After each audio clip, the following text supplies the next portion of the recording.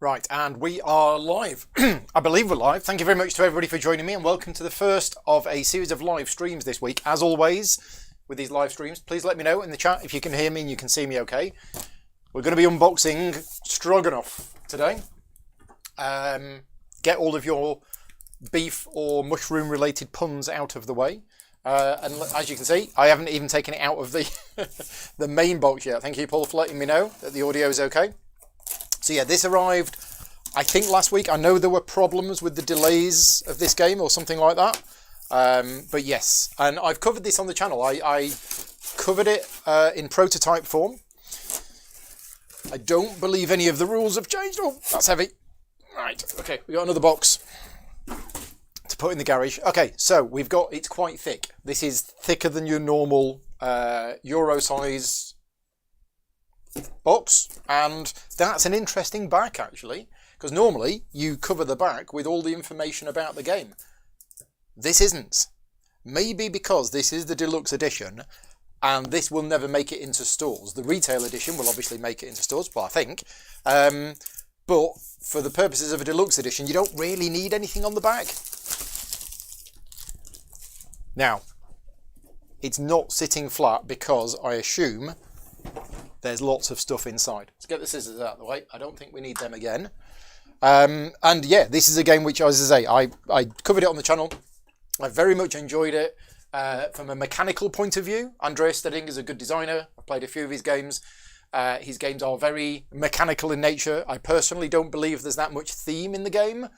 But the game itself was great. So we have a deluxe edition. Let's just zoom in a bit, because we can. It should come with a cardboard insert, yes, which I've been told, don't try and put the insert together on camera, because it's a little fiddly and I might get into a bit of a mess. I'll do that later on. But we have cardboard coins turned into metal coins, cardboard horse tokens into custom wooden horse meeples. We have some nice bits. So basically, yeah, the deluxe edition comes with some fancy stuff. Rulebook, let's have a quick look through the rulebook. This looks very similar to the rulebook that I got sent when I was doing the prototype of it, and Game Brewer normally do pretty good rulebooks, so yeah, I'll obviously read through it again when I'm playing it. From what I remember, it was a medium weight game. It wasn't overly complicated. The rulebook looks nice in terms of we've got a 2-column output, we've got lots of pictures, we've got lots of examples, and that's it. Yeah, so the rules of the game, it's not actually that complicated. Some asymmetrical player boards, and there's a solo mode. So this game is going to appear every month. I do at least one solo playthrough which is voted on by Patreon supporters. This game is going to appear on next month's voting list. So, God, it's nearly at the end of March. So yeah, I might be covering the solo mode of this in April. Right, okay, we got a rogue player board that's just appeared. So this is all of the stuff for the insert. Yeah, so I'm not going to put this together now, but I am just going to do Paul's punch test on it. Okay, is it coming out? It is coming out. Yeah, I mean that's coming out harder than normal because of these lips here. Let's pull out one of these bits.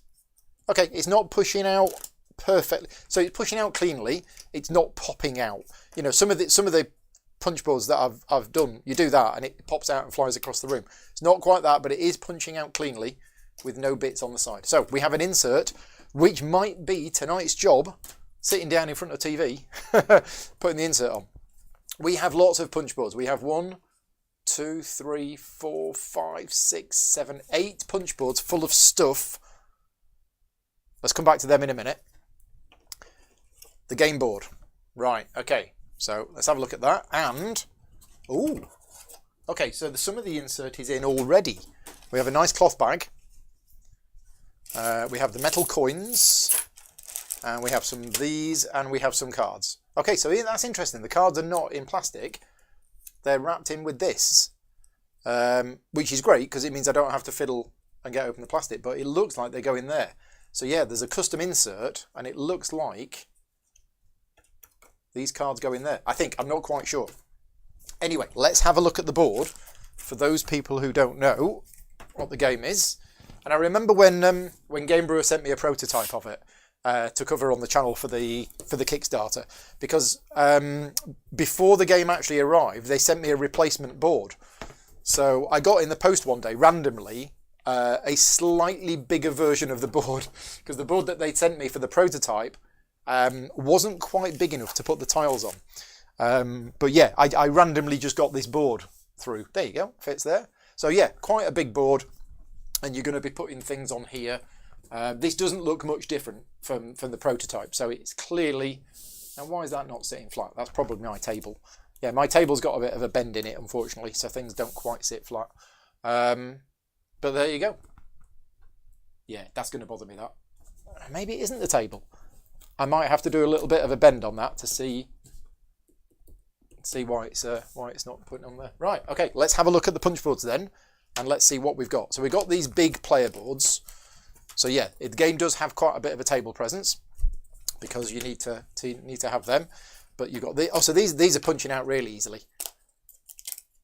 Yeah, okay. So lots of cardboard sheets. As I say, there's like eight punch board sheets, but a lot of the game is these tiles here, which you make a progression with across the board. From what I remember, you put these here like this, and you do them randomly at the start of the game, and you're going to be progressing through these cards and basically hunting for furs, which are going to be these, I believe.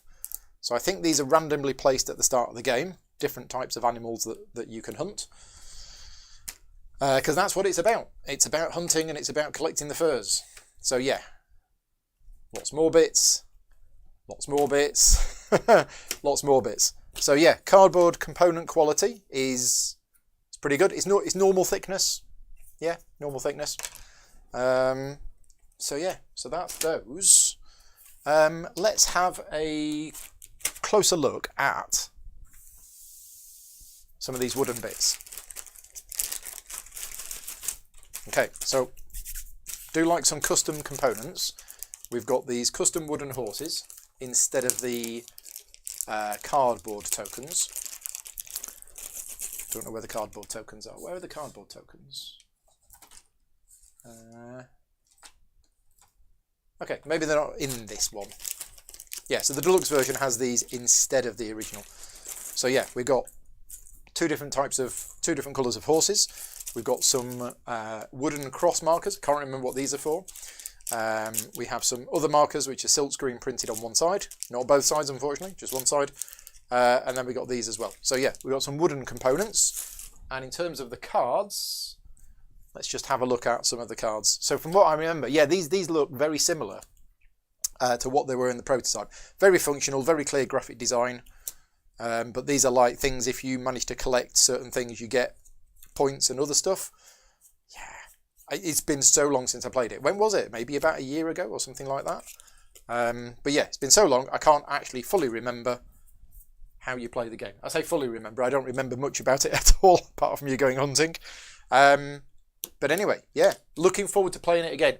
A lot of people ask me when I've covered a game that's coming out on Kickstarter, do I ever go back to it afterwards? And the answer to that is it depends on the game. Stroganov certainly is one of the games that I did enjoy playing, and I was very much looking forward to it coming out and seeing what happens. Yeah, metal coins are metal coins. Swords on the horses are screaming to be broken. Let's have a look. Let's have a look. Let's have a look at these. Do we think they're going to break? I mean, my test would be, have any of them broken? Right? Have any of these wooden horses had their swords broken? So no. So none of them have a broken sword. If the swords were broken on them in transport, then I would have said yes. But actually, they're fairly secure. I don't want to put too much pressure on it. So yeah, they're not that delicate really, because I'm putting a little bit of force on that, and it's not breaking at all. And as I say, none of them have broken in transit. So yeah, so they look okay. I think that's everything. Yeah, so I'm not going to put the insert together, but let me just get the instructions. So we have a series of instructions here on how to put the insert together. Yeah, oh, okay, I see. So we need to you don't put the cards in those slots, you put you put some of these cardboard things. I'll just do one of them. I'm not going to put the whole thing together, but I am just going to do a little bit. So A1 is going to go into there. Is it going to go in? Oh gosh, it is going to go in.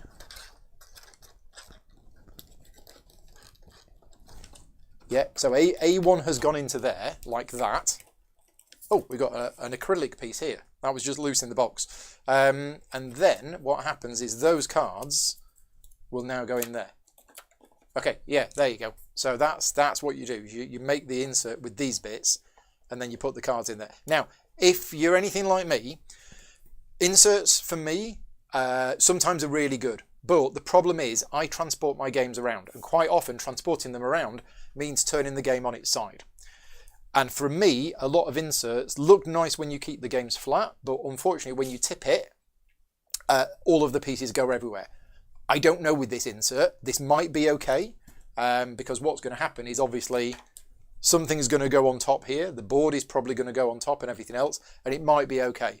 But the downside is, if it isn't all okay for transporting it vertically, then I basically throw the insert away and just replace everything with Ziploc bags, which is a shame when they've gone into time and effort in creating an insert, but I need my games to be transportable. Artwork on the landscape tiles is beautiful. Yes, it absolutely is. Let's just have a look at that in a bit more detail. So yeah, these are the landscape tiles, and you can see here, yeah, the artwork here is gorgeous. This is probably my favourite artwork of the game, is on these tiles. But I do like good landscape artwork. It looks very... little fox there, cute little fox. Yeah, it looks very realistic. So yeah, nice artwork on these. Right, we're all done. That is everything for today. But just before we go, as I mentioned at the start, this is the first of videos this week. And I wanted to say a big thank you to all of my Patreon supporters that fund the channel, because this week, this is all of the content that I'm producing this week. This will all be live on the channel, later on in the week.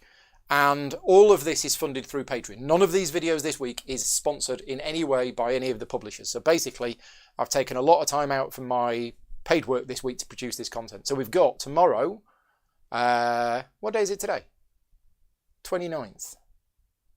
Yeah, it is Tuesday today. For some reason, I just thought it was Monday. So tomorrow, we've got the live Q&A at 5 o'clock. If you want to join in that, or you can watch later. Tomorrow night, I'm doing a Patreon-only Boon Lake playthrough, where basically I'm being taught how to play I'm being taught how to play Boon Lake. Thursday, I'll be doing an unboxing video of Dead Reckoning, which is going to be with a little bit of a twist, which is going to be a little bit of a secret, but I'll let you know about that nearer the time.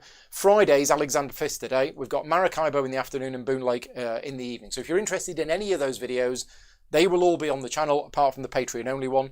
And yeah, this is all funded through Patreon. So if you like the content that I create and you want to support the channel and help me carry on making more videos, you can do so at patreon.com/gaming rules. But for now, we're all done. I've got a date downstairs with a copy of Burn Cycle, and I might be covering that later on tonight for patrons. We'll see. We'll see how tonight gets played out. The Boon Lake solo or multiplayer. So the Boon Lake on Wednesday is going to be 3 players. And then the playthrough on Friday is going to be 4 players. So yeah, no solo playthrough for Boon Lake yet, but it will be appearing on next month's solo playthrough list. So yeah, next month you'll get to vote on whether you want to see Dead Reckoning, Stroganov, or Boon Lake solo. They're the 3 games that I'm going to put up for the vote next month. And I'd love to do all 3 if I get a chance, but we'll see. Right, anyway, for now, I'm going to disappear. Thank you very much for watching. Take care. And I'll see you all next time. Bye-bye.